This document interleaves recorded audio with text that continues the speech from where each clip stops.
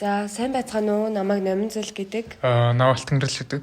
За ингээд эдийн засгийн антропологийн хичээлийн хүрээнд мөнгө гэдэг сэдвийг аваад бит хоёр антропосын подкастын ээлж дугаарыг бол хийж байна. За мөнгө гэхлээр би мөнгийг зөвхөн эдийн засгийн солилцооны хэрэгсэл гэж боддог гэсэн.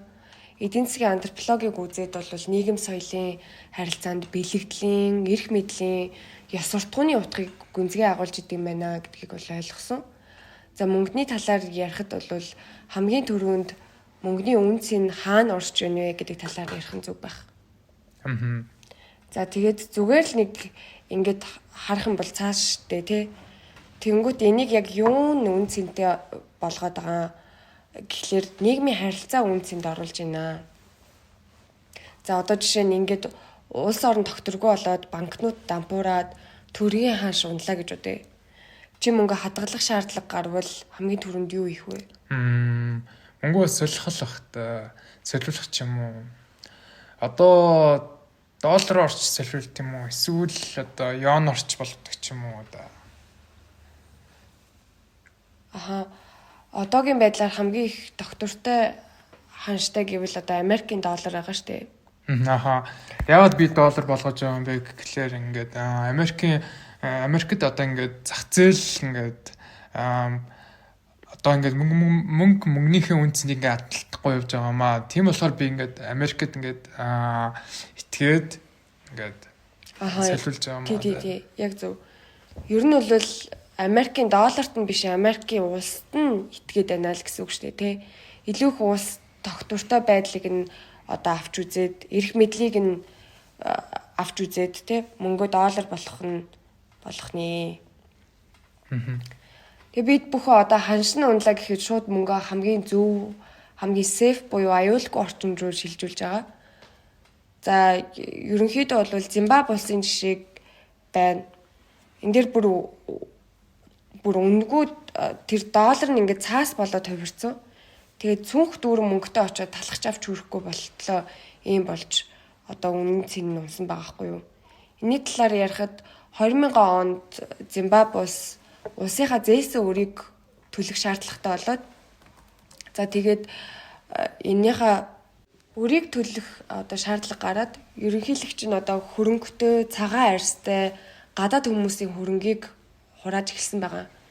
Одоо хэрвээ чиний ингээд мөнгийг улс хураагаад эхлэх юм бол чи яах вэ? Дөрвөн шүү дээ. Яг тий. Ингээд мөнгөтэй хүмүүс нь Зимбабвеас зүгээр л яваад өгсөн. Гадаадын хөрөнгө оруулалтч одоо буцаад татагдсан. Тэнгүүт засгийн газрынх нь хийж байгаа ажил нь илүү том дэвсгэртүүдийг хэвлэж эхэлж байгаа байхгүй юу? 50 сая, 100 сая, 20 тэрбум, 100 их найд гэд явж өгсөн бүр. За тэгээ 2008 оны 12 сар гэхэд бол Зимбабвеийн инфляц бол кондицилон зэрэгт хүрсэн. За эн чинь тэгээд бүр тоошгүй гэсэн үг юм да. Эндээс юу харж болох вэ гэхлээр мөнгөний үнцнийг одоо дэмждэг зүйл нь ер нь бол байх хэрэгтэй. Энэ улс төрийн дэмжлэг байдаг. Гол асуудал нь мөнгө хэвлэх нь бол Зимбабвеийн жишээн дээр бол гарц биш байсан юм байна. Энд ихтгэлцэл сүрсэн байна гэдгийг л харж болохоор байгаа байхгүй юу? Үүнтэй адилхан өөрний газар одоо ингээ Африк нэг үйл явдал ингээд өрнөж байсан баггүй. Одоо ингээд хисамон гэдэг энэ нь болохоор ингээ нөгөө Каври хисамон гэдэг энэ болохоор ингээ Африкийн одоо ингээ боолын 8-нд ингээд ашиглагддаг. Тэгэхдээ ингээд би үүнийг яг энийг ярихаас өмнө ингээд сонсож байгаа хүмүүстэй Каври хисаны мөнгө гэж юу болох талаар ингээ ярьж өгөө. Каври хисам нь болохоор ингээ одоо ингээд одооны момогт ингээ хэрэглэгддэг. Тэр дунд эрх мэдэл гэрлэлт ч юм уу те нас барсан үнийг ингээ цааш нь өдөж өгч юм уу те тиймэрхүү юм ингээ хэрэглэгддэг байгаа байхгүй юу? Одоо овгийн ахлагч болъё гэвэл одооны омгийн ахлагч болъё гэвэл одоо ингээд хамгийн их мөнгөтэй хисам мөнгө нь одоо жишээлбэл ингээд тухайн овгийн нөхдөд хамгийн их хисам мөнгө ингээд цуглуулж байж эрх мэдэлтэй ингээд болоод байгаа байхгүй. Тэгээд цаашлаад ингээд би хүнтэй гэрлэж бодвол тодорхой хэмжээний хисам мөнгөтэй байх хэвээр 15 ч юм уу те хисам мөнгөө би цаашлаад ингээд өгөөд ихнэрээ болгож явдаг ч юм уу те ингээд тийм боломжтой. За нас барсууны хувьд бол ингээд цааш нь ингээд үдчих өхийн тулд бас ингээд хисам мөнгө өгдөг байгаа. За энэ бас ингээд бас нэг сонирхолтой юм аа тий.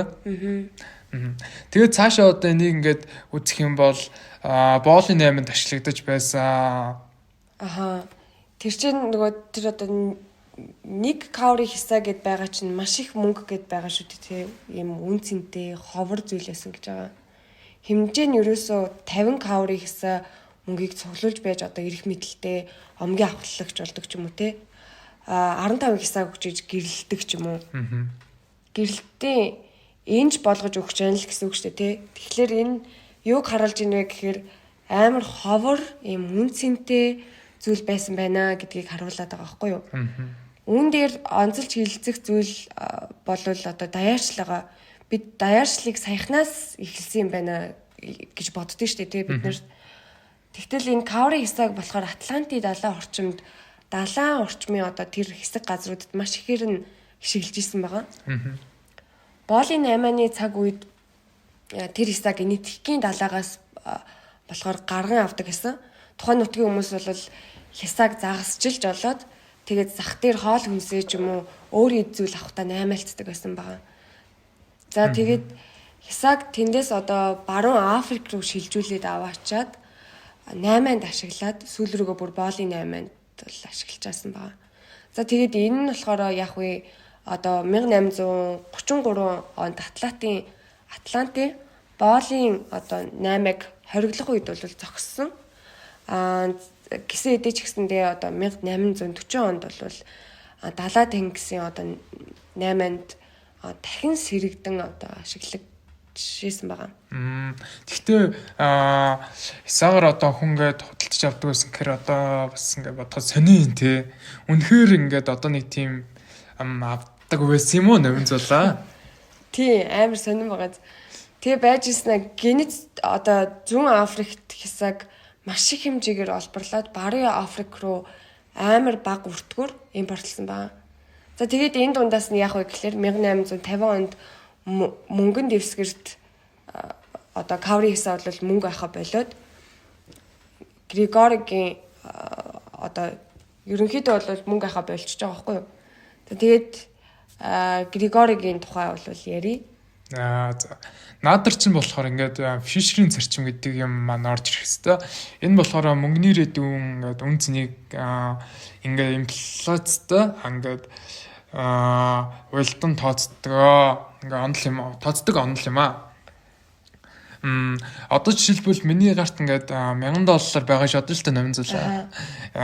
Энэ мөнгө яг яагаад ингээд 5 за энэ мөнгө нь ингээд яг ингээд 5 жилийн дараач бас ингээд $1000 хэвээр байж чадах уу тий?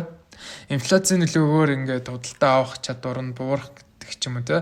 Тиймэрхүү юм байж болж тээ.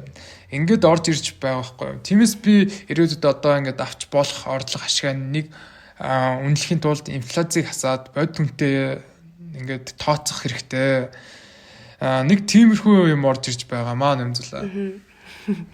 Фишийн зарчмыг болохоор энэ зарчмыг Григори шүүмжилж байгаа байхгүй юу? Энэхүү зарчим болохоор мөнгө хэрхэн хөрөвдгийг ердөөсөө тайлбарлахгүй байна гэж байгаа. Мөнгийг ойлгохын тулд улс төрийн одоо сонголтыг нь бол бодох хэрэгтэй. Дан ганц хэмжээ гэхээс илүү одоо мөнгөний чанарыг хүмүүс хэрхэн ойлгуулж одоо үнэлдэм бэ гэдгээс нь шалтгаална гэж Григори тайлбарлаад байгаа. Тэгэхээр одоо жишээ нь каври хисаа мөнгөний түүхийг Африкийн улс төрийн тэр тухайн улс төрд нь яг юу олж ирсэн бэ гэдэгтэй нь холбож үзэх хэрэгтэй гэж Григори ерөнхийдөө бол хэлээд байгаа. За тэгээ хисаа мөнгөний төгсгөл нь бол Африкийг хуваан эзлэх тэг 1880 оноос эхэлсэн колоничлын үйл явцтай энэ каври хисааны төгсгөл бол давхцаад байгаа маа. Эфиопи, Найробигоос бусад бүх Африкийн улсууд одоо улс орны 30-аас дээш жилээр ноёрхдог болсон. Империал буюу те ноёрхлоо тогтоож байгаа байхгүй юу? Хисаа мөнгө бол цаас болж хувирах үед одоо улс төрийн хуучин эрх мэдлийг хисаа мөнгөтэй зайлуулад одоо шинэ мөнгөн дэвсгэр дээр шинэ улс төрийн одоо эрх мэдлээр солих уу яах вэ гэдэг асуудал тулгарсан байна. За тэгээд колони эрх мэдлийн засаглал тогтсноор хэд хэдэн өрсөлдөгч одоо үн цэний стандартуудын сонголттой болсон. энэ мөнгөний улс төрөөс одоо хамааралтай шин чанарыг харуулж байгаа байхгүй юу? Ерөнхийдөө альва нийгмийн хямралын үед бол мөнгө хүмүүс еврогоор хадгалах уу эсвэл одоо Зимбабwe доллараар хадгалах уу гэдэг их одоо ийм сонголтыг бий болгодог л гэдэг тайлбарлаад байгаа. Нааш тэгээд шингэсэн эдийн засаг юм шүү нэмэлт. Яг Карл Полоныg Embedded Economy буюу шингэсэн эдийн засгийн онол чи энэний талаар аягүй сайн мэдэн шүү дээ. Чи тэрийг тайлбарлаа. За энэ шингэсэн эдийн засаг гэдэг онолоор нь эдийн засгийн харилцаа ингээд нийгмийн болон улс төрийн бүтцтэй ингээд салшгүй холбоотой гэж үздэг. Юу гэсэн үг вэ гэхээр мөнгө бол зүгээр л нэг ингээд солилцооны хэрэгсэл биш ээ. Харин нийгмийн харилцааны хэлбэрт шингэсэн байдгаа гэж ингэж тайлбарлаад байгаа байхгүй. Үүний дагуу одоо ингээд уламжлалт эдийн засаг гэж байдаг. Энэ нь болохоор одоо ингээд жишээлбэл Европын колоничлолоор ингээд уламжлалт эдийн засаг ингээд цонхилт зохицсон. Ингээд нуруу унаж оронд нь ингээд шинэ эдийн засаг бий болж ингээд тухайн нутгийн эрх мэдэл нийгмийн харилцаа ингээд тасдуулдаг гэдэгтэй. За энэ Европын колоничлолоор ингээд уламжлалт эдийн засаг одоо хэрхэн нуруу унаж ингээд тогтолцоо хэрхэн үгүй болж байгаа талаар гарч ирдэг. Үүний дараа шинэ капиталист эдийн засаг хэрхэн бий болж байгаа талаар нутгийн эрх мэдэлтэн одоо ингээд хэрхэн нөлөөлж байгаа талаар гарч ирдэг. За үүний дараа болохоор ингээд бас эрх мэдлийн мөнгөөр дамжуулах хэрэгжүүлэх ингээд нэг онол гарч ирж байгаа юм.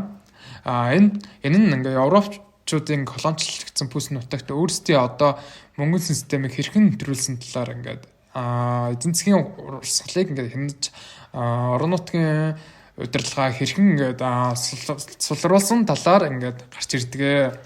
За жишээлбэл одоо ингээд баруун Африкт ингээд Британий захиргааны татвар ингээд хураамж зөвхөн ингээд өөрсдийн гаргасан валют металл цоосоор ингээд төлөхийг шаардсан байгаа.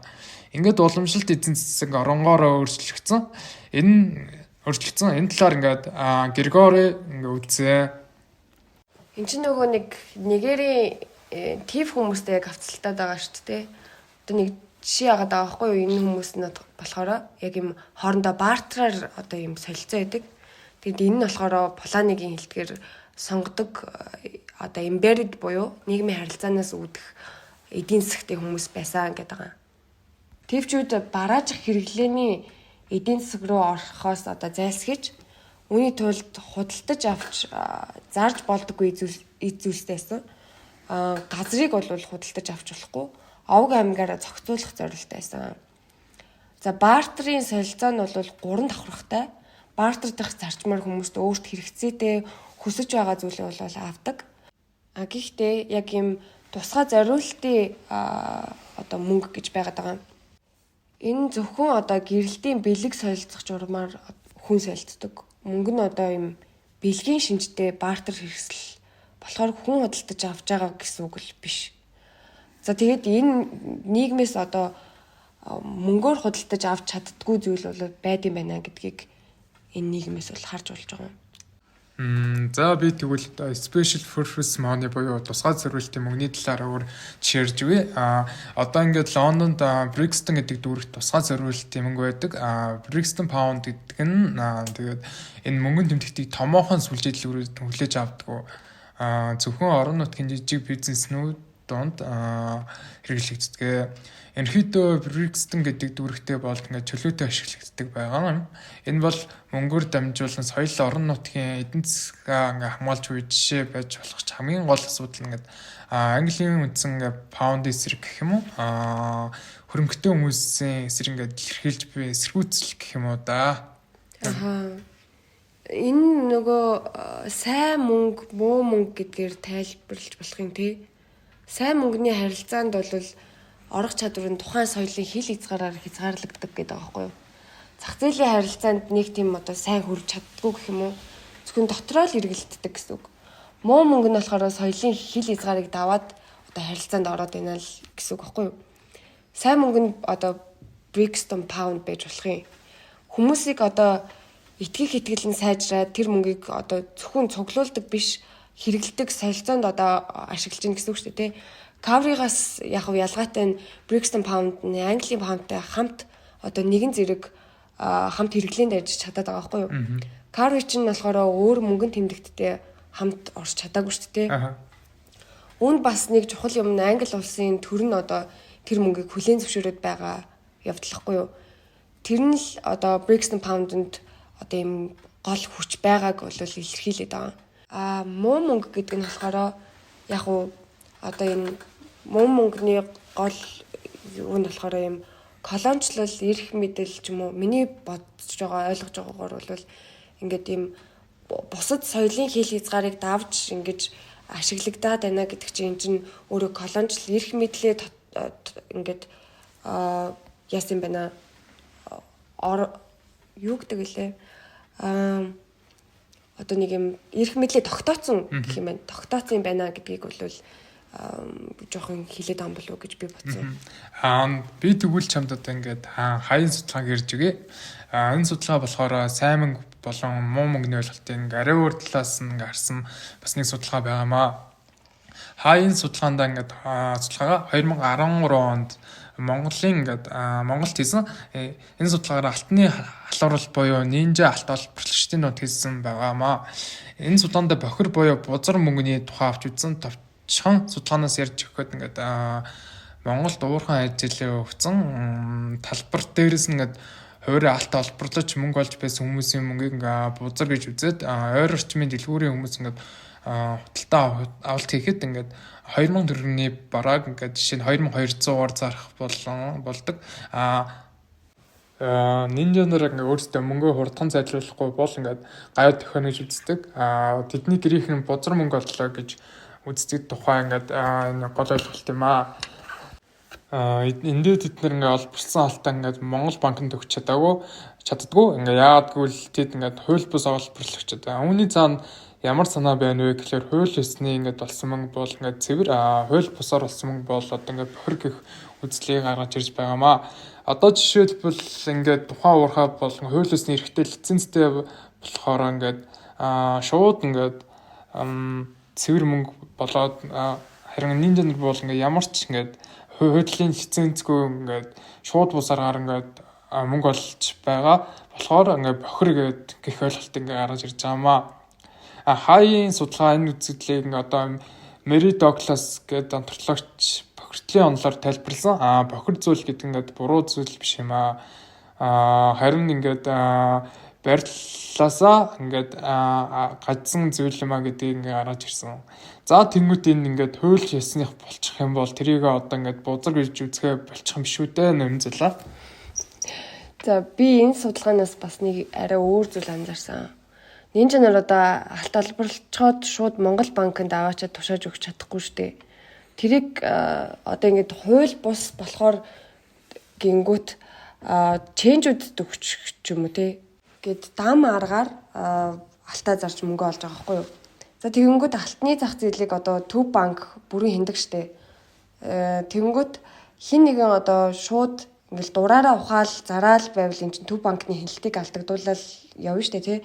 Тэнгүүд магадгүй Төв банк маань өөрөө хяналтаа алдахгүй тулд хууль бус олборлогчдоос одоо алт тушааж авдаггүй байх. За энэ хүрээнд ингээд өнөөдрийн подкастыг ингээд өндөрлөж байна. Ингээд та бүхэнд жоохон ч гэсэн ингээд мөнгөний талаарх ойлголтыг ингээд өгсөн гэж найдаж байна. За баяртай. Баяртай.